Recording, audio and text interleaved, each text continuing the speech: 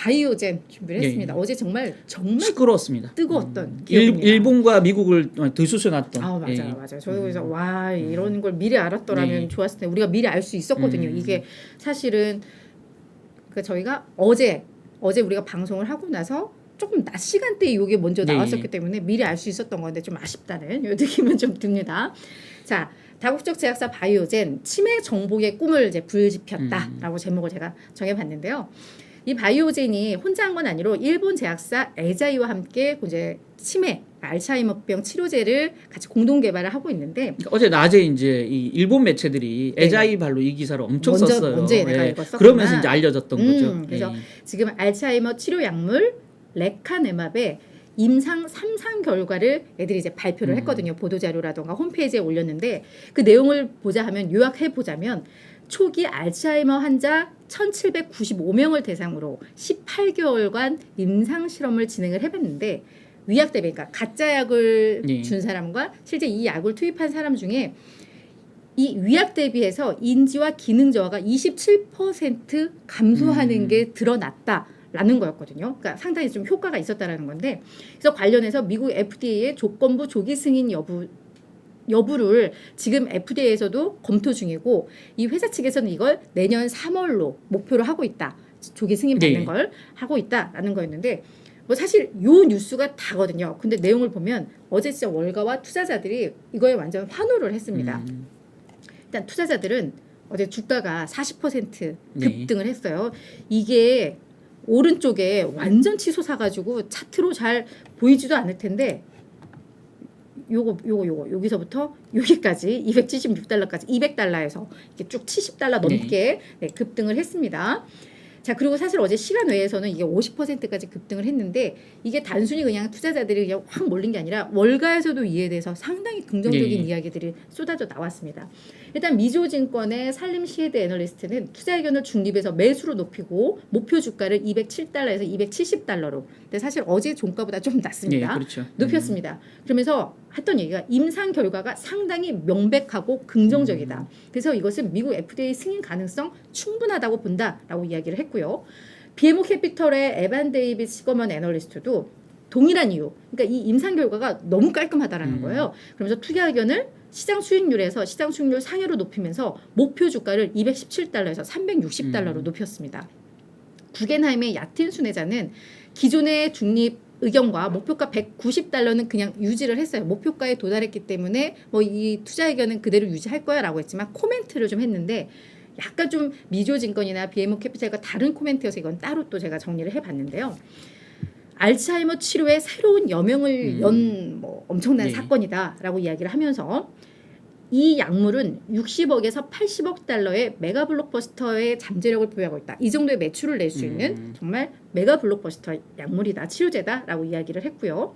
다만 아까 전에 제가 일본 제약사하고 이게 공동 개발한 거라고 이야기를 했잖아요. 그래서 이익 배분 비중은 아마도 바이오젠이 약 45% 정도로 추정이 된다. 그러니까 100% 다 가져가는 건 아니다라는 좀 분석을 했기 때문에 이건 하나의 팁으로 좀 정리를 해드렸고요. 이 외에도 뭐 베어드라던가 파이퍼 샌들러라던가 RBC, 웰스파고 일제히 다 목표 주가를 다 올렸고요. 뭐 투자 의견을 높인 데도 있고 유지하고 있는 곳도 있습니다. 근데 여기까지만 보면 이제 와 이제 앞으로 엄청 가나보다라는 생각을 할 수도 있을 텐데 여기서 이제 또 하나의 주의점은 있습니다. 앞서서 바이오젠은 아두헬룸이라는 알츠하이머 치료 약물에 대해서도 이미 미국 FDA로부터 조기 승인을 받은 바 있거든요.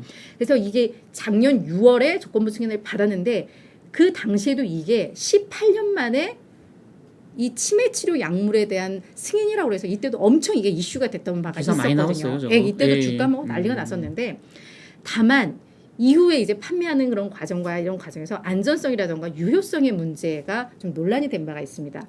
안전성은 뭐였냐면 이게 고용량을 투약을 해야 인지 기능이 개선이 됐고 그 투약군에서는 뇌염증이라던가 부종이 발생해서 사망하는 사례가 있었다.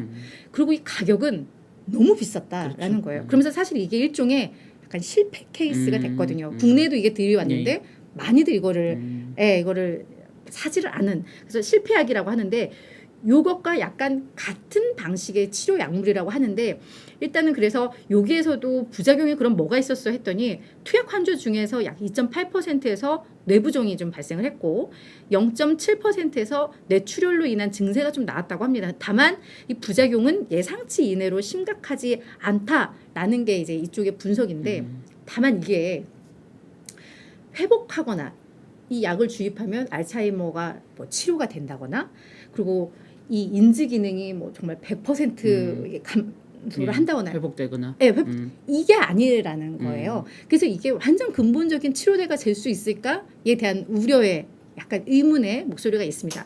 다만 지금까지 나온 치매 치료제 중에서는 가장 고무적인 결과라는 점에 있어서는 그렇죠. 대부분 이제 긍정적으로는 보고 있습니다만 앞에 그런 사례가 있기 때문에 그거는 조금 저도 어제 뉴스가 나와서 네. 구글에 한번 찾아봤어요. 네, 네. 찾아봤더니 사실은 이 애널리스트들은 엄청 환호했고요. 맞아요. 사실은 의학계에서는 우려하는 목소리가 굉장히 반반, 많았어요. 그쵸, 예, 그쵸. 그래서 저는 주가가 이렇게 뛰어도 되나 사실은 했는데 그럼에도 불구하고 이제 거기에 의사 한 명이 코멘트한 거 보니까 그럼에도 불구하고 이 정도의 성과를 보인 것만 해도 엄청난 맞아요. 마일스톤이다라고 얘기를 한 거 보면 또 그 치매 환자들, 특히 알츠하이머 환자들 같은 경우는 뭐 별다른 치료약이 없는 상태이기 그렇죠. 때문에 이 정도라도 사실은 뭐 만약에 주변에 환자를 두고 있는 분 가족이라면 진짜 환호할 수밖에 있다. 없죠. 주가가 맞아요. 이 정도 뛰는 건 당연하다.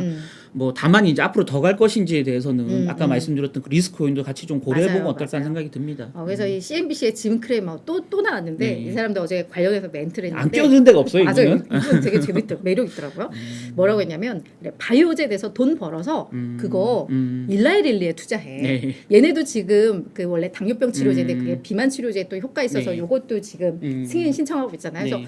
요게 오히려 자기네도 기대가 되니까 여기서 돈 벌어서 일로 넘어와. 뭐 이런 하나의 재밌는 멘트를 했는데 이제 이야기는 주가가 그렇습니다. 지금 어저께 40%가 급등을 하면서 이 평균 목표 주가, 애널들의 평균 목표 주가를 이미 웃돌아 버렸어요. 네. 어제 그렇게 상향 조정하고 있지만 뭐 추가적인 상향 그렇죠. 조정이 있을 네. 수도 있지만 현재 기준으로는 그래서 이제 추가 상승 여력은 오히려 여기서 더 떨어져야 돼라고 하니까 이게 단기 급등이 이게 이제 오히려 더 부담 요인도 될 수 있다라는 그렇죠. 점까지. FDA 뭐 조건부 승인 관련된 전망들이 이제 좀 구체화될 때쯤 네, 뭐 네. 다시 주가는 힘을 받을 수 내년 있지 않을까 초입니다. 싶기도 내년 하고. 초. 그리고 예. 이제 11월에 또 예. 관련해서 또 공식적으로 뭐 발표하는 게 예. 있다니까요. 계속해서 업데이트되는 내용들도 살펴보시면 좋을 것 같습니다.